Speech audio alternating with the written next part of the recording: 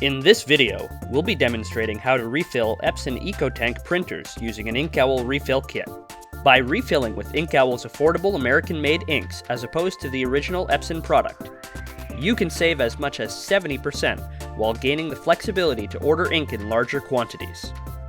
There are two generations of EcoTank printers, and this video will explain how to refill both.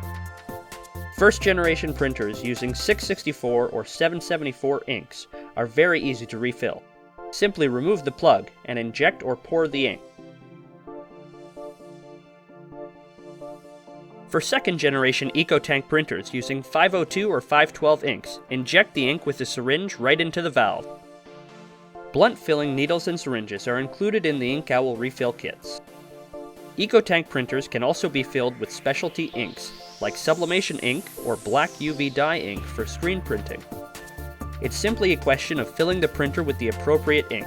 However, since the tanks cannot be rinsed or flushed, your printer must be brand new, out of the box, if you wish to use a specialty ink. For more information about Inkowl refill kits or about Inkowl's selection of specialty inks, visit our website at www.inkowl.com. Take a moment. Think green. Think refilling. Think Inkowl.